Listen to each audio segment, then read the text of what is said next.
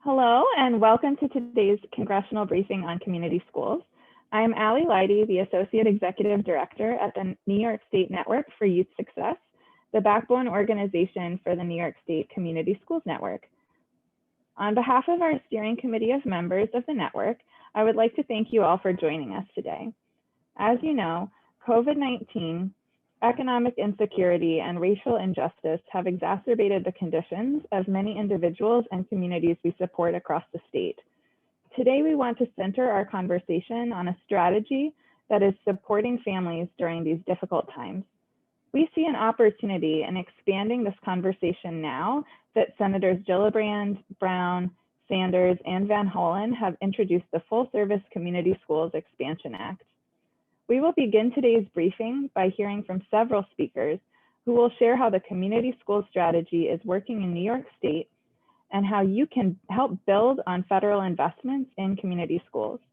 Afterwards, we'll have a Q&A session for our congressional offices to ask questions of our speakers. I'd like to share a little bit about the New York State Community Schools Network. We advocate to develop, promote, and sustain community schools in collaboration with government, local school districts, and community partners. Through a diverse coalition of community-based agencies, parents, teachers, and statewide advocates, we champion effective community schools policies so that children and families can thrive. We'll include a link in the chat box now to all of the resources we're discussing during today's briefing. So, what is a community school? Community schools are a collaborative strategy that organize community resources to best support the success of students. As a place, the community school functions as a hub, providing services tailored to the needs of students and families. Community schools address the needs of students in a holistic way, not just their academic achievement, but their overall health and well-being, to create the conditions for learning, growth, and success. Community schools work to address the potential needs of students and remove barriers to learning. This approach is needed now more than ever, with the pre-pandemic inequities and challenges facing young people now exacerbated. New York State is in many ways a national leader in the community schools strategy, with over 300 community schools across the state, and with New York City having the largest portfolio of community schools in the country. On the federal level, New York has 1 past and 6 current full-service community schools grants. The current grants make up approximately $2.8 million annually in funding out of the current $25 million provided nationally. At the state level, community schools funding has gone through several iterations beginning in 2013. Now they're funded through a $250 million set-aside in the Education Foundation Aid, and their state funding as well for 3 technical assistance centers in different regions of the state, which is crucial to the success of the strategy. New York City has also been a leader in investment in the community school strategy. With 267 community schools citywide, the current investment totals approximately $190 million. In early 2020, a RAND report on the New York City Community Schools Initiative drew attention to the effectiveness of the strategy with positive outcomes in a wide range of areas, from attendance to grade progression to a reduction in disciplinary incidents. You can find the RAND report linked in our resource guide in the chat box as well. Now we have a great lineup of speakers for you today, and it's my pleasure to introduce our first speaker. Abe Fernandez directs the National Center for Community Schools and oversees place-based collective impact initiatives at Children's Aid, leveraging over 20 years of experience in education, youth development, and the social impact sector. Thank you, Abe, for being with us this morning. I'm gonna start your spotlight. Great. Thank you so much, Allie, for that introduction and for bringing us together today. I'm really grateful for the opportunity to share some of my thoughts about community schools. But like you, I'm sure I'm excited to hear from Jay and from Stella and Mary. So I will do my best to be brief. Several years ago, I attended a talk by Dr. Tony Smith, who was at the time the superintendent of Oakland Unified School District. And in identifying the challenges of public education and the barriers to success that young people face, he boiled it all down to one simple yet profound statement. He said, "Our problem is that we are talent abundant, but opportunity scarce." Talent abundant, opportunity scarce. The problem, as I understood him, was not the kids. The kids are full of promise and possibility. It's actually the choices that we, the adults, make, the systems that we have built and tolerated and perpetuated that limit opportunities for our children to succeed. Talent abundant, opportunity scarce. To this day, Tony's words continue to resonate for me. And on reflection, it crystallizes what I've dedicated my career to address. As Ali mentioned, I lead the National Center for Community Schools. And in that capacity, I have the great privilege to lead a team responsible for helping folks start up, sustain, and scale community schools in New York City, New York State, and throughout the country through a combination of training, consultation, and other forms of capacity building. Our vision is every school a community school, and we're proud to have worked with nearly every major initiative across the country. Now, as Ali described, community schools are school community partnerships that create conditions students need to thrive. They are usually open into the evening, on weekends, and year-round, and they feature a wide range of programs and services, including after school and summer, early childhood, healthcare, college and career preparation, parent engagement, and even supports for adults who might not have children or school-age children. But it's important to emphasize that community schools are much more than merely a more efficient service delivery mechanism. When at their best, they become the engines of opportunity and problem solving that all children, families, and neighborhoods deserve. Bolstered by the addition of a full-time coordinator and a matrix of internal and external relationships, they are poised to take on the seemingly intractable challenges that no one entity is able to take on alone, such as reducing chronic absence or increasing post-secondary pathways for all students. It is these capacities to engage multiple stakeholders, to understand the needs and assets of their constituents, to develop adaptive, culturally competent solutions, to continuously improve, that set community schools apart from conventional schools. And at no other point in my career have I seen that difference play out so starkly as now during the COVID era. Over the last 9 months, I've heard stories locally and nationally of community schools leveraging their partnerships in the community to support students and families during this unprecedented time. For example, they've developed or participated in food distribution initiatives, provided remote mental health counseling for those experiencing trauma, and even organized community Wi-Fi to ensure internet connectivity. Perhaps most important, many report managing to maintain a higher level of engagement and communication with their students and families as compared to their non-community school peers. Through remote check-ins and socially distant home visiting in some cases, they've worked tirelessly to address the gargantuan barriers to learning that the pandemic has created or exacerbated for far too many children. Now, granted, these are anecdotes, but they align with the theory that engagement is a function of trust, and community schools build trust in spades. So here's where we are. More than 800,000 New Yorkers have been infected statewide, and 35,000 have perished to date due to COVID. Districts across the state have done the best they can, delaying openings, modifying physical spaces, instituting remote and hybrid learning schedules. And of course, there are more questions than answers right now about the implications for budgets across the board. It is so difficult not to be discouraged. But I want to close with what is giving me hope when I think about community schools in New York. I'm actually hopeful. I'm hopeful because New York State has emerged as a national leader in the community schools movement. Thanks to a multi-year, multifaceted advocacy campaign, we have spread the approach throughout the state, which, with its urban, suburban, and rural communities, is essentially a microcosm of the nation. I'm hopeful because our statewide community schools network, I believe Mary will agree, stands out as one of the stronger coalitions in the country.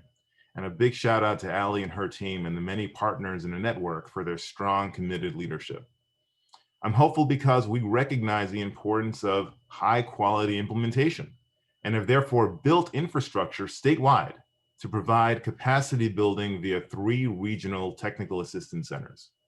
I'm hopeful because the Brookings Institution recently convened a task force on next generation community schools, chaired by my friend and colleague Sarah Jonas at the New York City Department of Education, and will publish a report early next year with recommendations on how to position and scale community schools as a key strategy in both the recovery from COVID-19 and in reimagining what all schools should be going forward. I'm hopeful because US Senator Kirsten Gillibrand joined Senators Brown, Sanders, and Van Hollen as a co-sponsor of the Full Service Community Schools Expansion Act of 2020. This bill calls for an unprecedented increase of funding to plan, implement, expand, and support community schools serving low-income students across the country. And finally, I'm hopeful because of the community of educators, families, service providers, and leaders, and the passion and purpose they are bringing to this work every day to make good on our promise to students all over the state. I'm grateful to them for their effort and for hanging in through these incredibly tough times. So I have good reason to expect that New York State will continue to be a leader of this movement, that we will continue to invest in its strategy and continue to support and learn from each other as we go forward. Together, we can show what it looks like to be both talent abundant and opportunity abundant. Thank you all so much, and my very best wishes for a safe, healthy, and joyful holiday season. Thank you, Abe. Now we're going to hear from Jay Roskop. Jay has been a project director for federal grant projects, including Safe Schools, Healthy Students, 21st Century Community Learning Centers, and Project Aware grants. After a decade of teaching, his administrative work is centered on generating active collaboration using a community schools model. Jay is currently the Community Schools Director for the Wayne County Community Schools Consortium, one of the New York State Full Service Community Schools projects.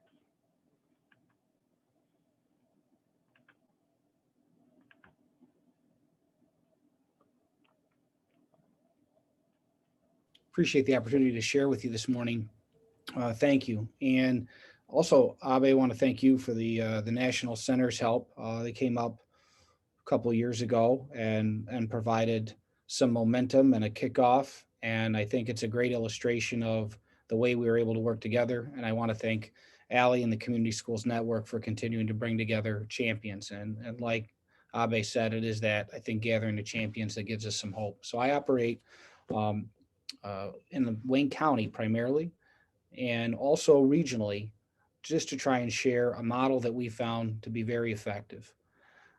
All of my experience, I couldn't have called it community schools in 2009 to 2012, but there was a federal project at that time that intentionally at the federal level bound together Health and Human Services, Department of Education, Department of Justice, and we centered that in SOTUS. And I got a chance to see the impact of collaboration and really just incredible, thoughtful work on what happened when the resources were combined intentionally and thoughtfully for the benefit of particular people in a particular place. So place-based and person-centered. You know, funding streams are complicated. Budgets are complicated. Program matrices and ways that we articulate or count success. Anything from billable hours to Regent scores to, you know, recidivism. And all of these agencies have all of this expertise. But really the question for a young person in crisis or for a young person who is in search of opportunity is, where can I get help? Where can I go? How can I make a way forward? And to take all of this complexity and make it work for our individual young people in individual places is really the work of community schools. So we convene regularly. Coming out of the Safe Schools, Healthy Students grant, we still maintain the Wayne County Partnership.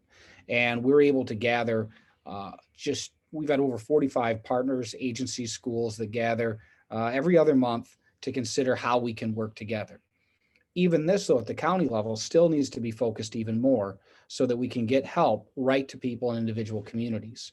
When we're talking about a community schools model, this is the graphic that we show locally to try and help people recognize the school as an access point. The students are at the center. The students are at the core. And those opportunities that we are trying to create that Abe referenced, we have around the periphery of our model. We want any family to be able to walk in and find access to academic support, any family to be able to walk in and have basic needs met, any family to be able to walk in and know that we can help them with their physical wellness, whether it's with telehealth or with mental health. Every single school building, not just district, but every single school building in Wayne County has an Office of Mental Health co-located in that building so that the students don't have to, in a rural area, that means not driving 20 miles for a mental health appointment. And it's that access that is so important for equity. So the community schools model has positioned us to be able to get help to our kids. Getting on the bus looks a little different. Still cute, maybe even cuter some ways, but I'll be looking forward to seeing those smiles again that are there behind the mask. But when we're thinking about all of the systematic complexity, it has to come down to how do we get help to these particular young people in this particular place? How do we get things to work together? So this is Malik. He's one of our staff folks for Wayne County Community Schools. He's actually employed through the Wayne County Action Program, and he's working at a food distribution that we helped organize. Really, we've been helping organize them since March, and we move them around to different school parking lots. And joining us this particular day, Congressman John Katko came and helped us load some boxes. And I just want to point out to you that right here is also Chris on the right by the trunk is Chris from the Office of Mental Health. When I look at this picture, I see U.S. Department of Agriculture. I see block grants for the Wayne County Action Program. I see 21st Century funding. I see the Office of Mental Health is outside of the picture is their open access van for anyone that needed mental health care or support. And I see everybody coming together to make things work for people in a community. And that is the type of result that even though we faced increasing, if I can get a little geeky for just a minute, increasing poverty. This is Wayne County on the right. And if you look, you can see there's been an escalation in free or reduced lunch rates. We have another rural county that also experienced an escalation of free and reduced lunch rates to our south. Increasing rural poverty is a continual concern. However, that does not mean that we need to abandon all hope, because when we work together, and again, we're really glad to show this, 1 out of 3 is a long way to go. But you can see back in 2013, 5 or more risk factors. So we're really concerned about a young person. We had over half of our 12th graders were making it through. We were getting them graduated, but they were graduating with 5 or more risk factors. But now we've reduced that to 1 out of 3, even though poverty has increased. And often I ask myself, I wonder, if we hadn't faced the escalation of poverty, or if we haven't faced the increase of poverty, what could we have done? But to be able to reduce those risk factors has really taken all of us focused on individual young people.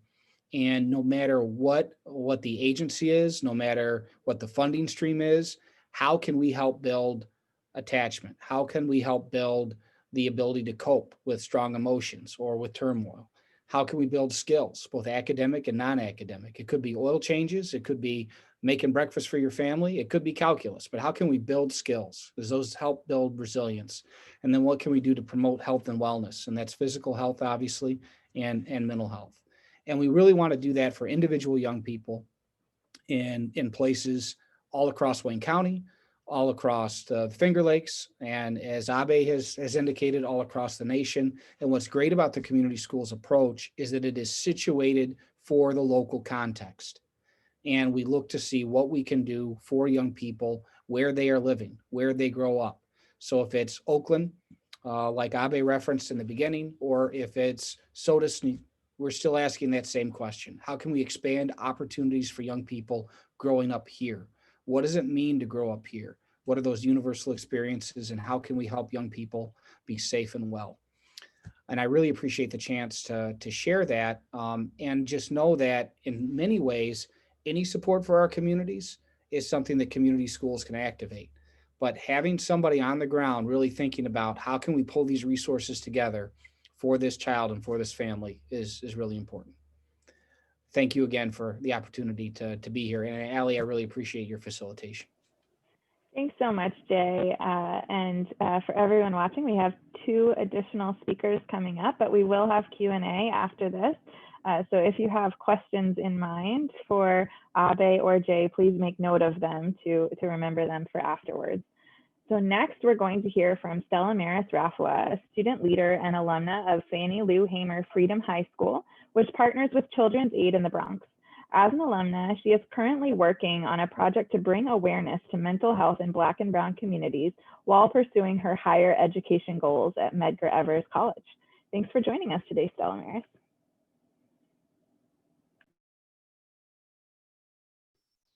Hi guys, good morning. Thank you for having me.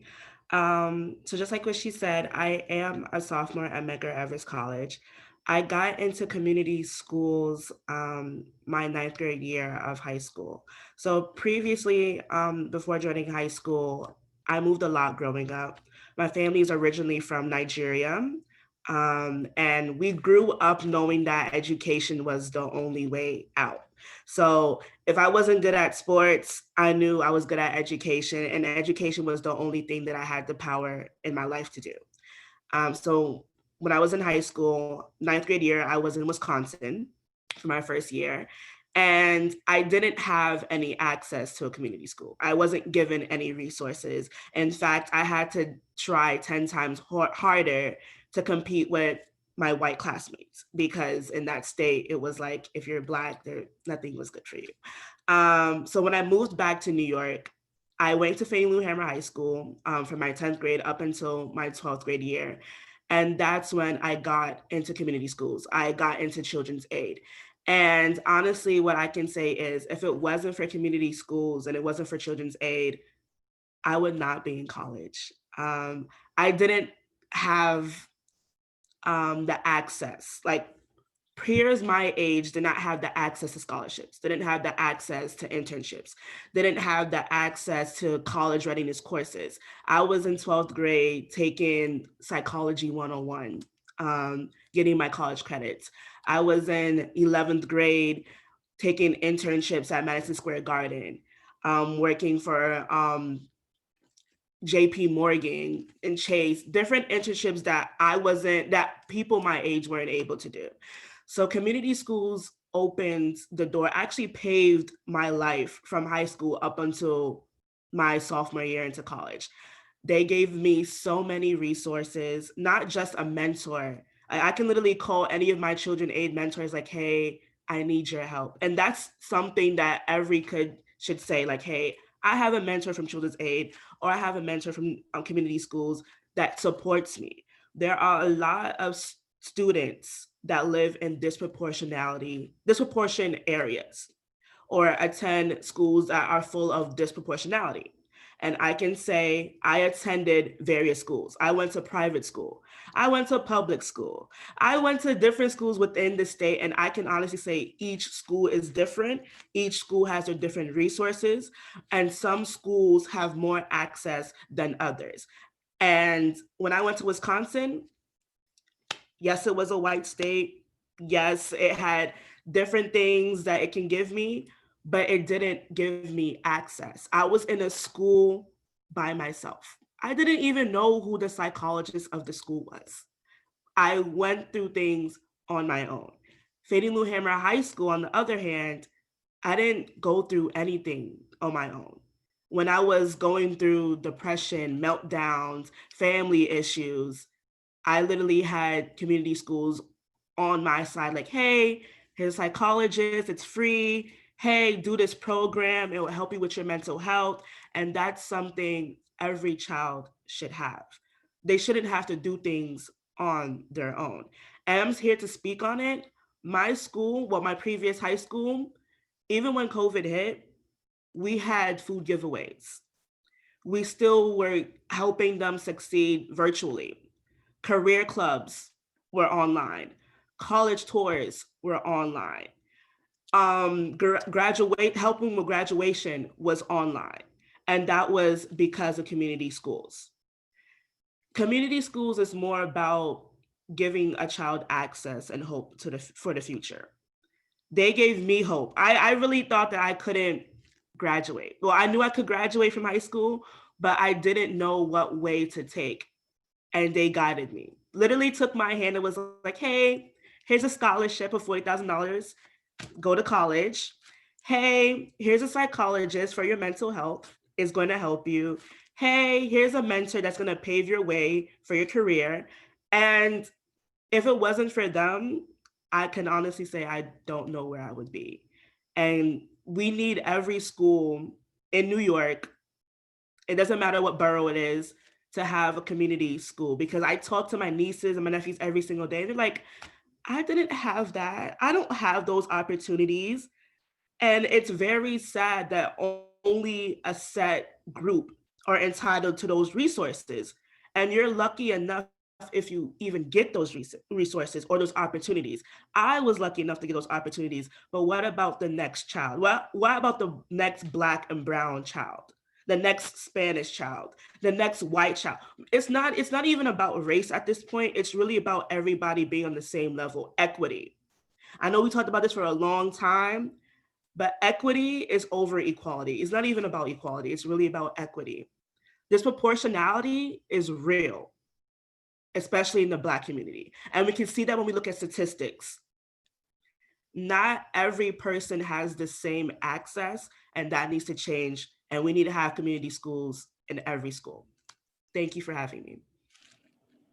Thank you so much for sharing your story with us, Stella Maris, and I look forward to hearing you more during the Q&A. Next, we'll hear from Mary Kingston-Rush. Mary is the Director of Policy for the Institute for Educational Leadership based in Washington, D.C. Mary leads the policy and advocacy work for IEL's issue areas, including community schools, to advance more equitable outcomes for children, youth, and families. Great. Well, good morning, everyone. And it's so great to be joining you from the DC area. And Stella Maris, thank you so much for your words. That was amazing. And I'll try to meet your standard in my part. And, I think it's so important to hear from the student perspective. So thank you so much, Allie and others, for making sure that Stella Maris's voice was lifted up. So I'm going to quickly share some exciting developments at the federal level, and hope that you will join us to become champions of community schools as well, since you heard from the other speakers that we really do need this investment at the federal level to meet the needs and also the opportunities, as Abe said, for all our kids. So I just wanted to give a few beginning slides to give a little context of the national movement. So the Coalition for Community Schools, which is part of IEL where I work, has been around for over 20 years, and one of the founding partners was actually the National Center for Community Schools in New York City, due to a lot of the great work in community schools they were developing in the 90s. And of course, this strategy reaches back to the age of John Dewey, when he envisioned schools as the centers of community. So this by no means is a new idea, but is something that is needed more than ever right now. And so the Coalition for Community Schools has grown over the last 20 plus years to really be an ecosystem of national, state, and local cross-sector leaders and partners who all ascribe to this vision of every school a community school. And it runs the gamut from education organizations. The two national teacher unions are huge champions, and other education groups, to health, to youth development, to civil rights. It really represents the cross-cutting team that we aspire to at the school and local and state levels. And a few things that the coalition does, just to give you a sense of the breadth of our leaders across the country. We help prepare leaders, from community school coordinators to initiative leaders, to state coalitions, and help support our friends in New York State who are doing amazing work, and very much leading the way on state coalitions work, and help support and mobilize people around a common federal policy agenda. So that's TBD. We're coming out with a 117th Congress federal policy agenda that was co-designed with the field and with our partners. And just to let you know, it is no surprise, the most urgent piece of that agenda will be relief funding from the pandemic, and really trying to lift up community schools as a targeted use of funding. Next slide. So this is a movement, a national movement that we'd love to have you join us in and help us help be champions in this movement. We estimate to have between 5,000 and 7,000 community schools right now across the country. And our goal is to get to 25,000 community schools by 2025. And that's a big jump, but I'll explain why on the next slide we are going towards that goal. So there's about 100,000 public schools across the country, and we set this goal for 25,000 community schools by 2025 because over half of public schools are low income right now, and about half receive Title I funding. About 25,000 of those are school-wide Title I schools, where at least 40% of students are eligible for free and reduced price lunch. We want to prioritize those schools and those students for community schools while working towards the vision of every school, community school. And the theory being the tipping point theory, that if we can get to 25,000, or a quarter of schools nationwide by 2025 to be community schools, people will see this as the new normal, and ultimately we'll get to that point faster that Stella Maris said, that every school will be a community school. Next slide. So here's where you can help as working at the federal level and being our partners in this effort. And it's a really exciting opportunity because I think, as the speakers have said, New York State really is leading the way in so many ways in community schools. And so it makes a lot of sense for your bosses to be the leaders at the federal level as well. Your bosses already have a colleague in Senator Gillibrand, who is one of the sponsors of this federal bill, which I'll share a little bit about. So a little bit of context for this. So we've had a federal program for community schools since about 2008 or so. And historically, it's been a very small funding stream. So I think Ali shared in the beginning slide, right now it's 25 million. It started out at around 10 million. The gap between the funding level and the need and demand in the field couldn't be underemphasized or overemphasized. So we worked with our Senate champions, including Senator Gillibrand, to really set a goal and a new standard through this legislation to say, we need $1 billion a year for community schools. And so this bill puts that marker out there and starts the appropriations at 500 million per year for FY21 and works up to 1 billion per year by FY25. And what does it do? What it does is it really reflects the current best practices and research that we know are true in the field right now. So it really, we call it the 2.0 bill because it meets those new standards. So for example, we know that, take New York State, for example, there's a lot of range in terms of where folks are in implementation. Some people don't have any funding and don't have any background in community schools, but want to do it. And others are trying to expand and in between.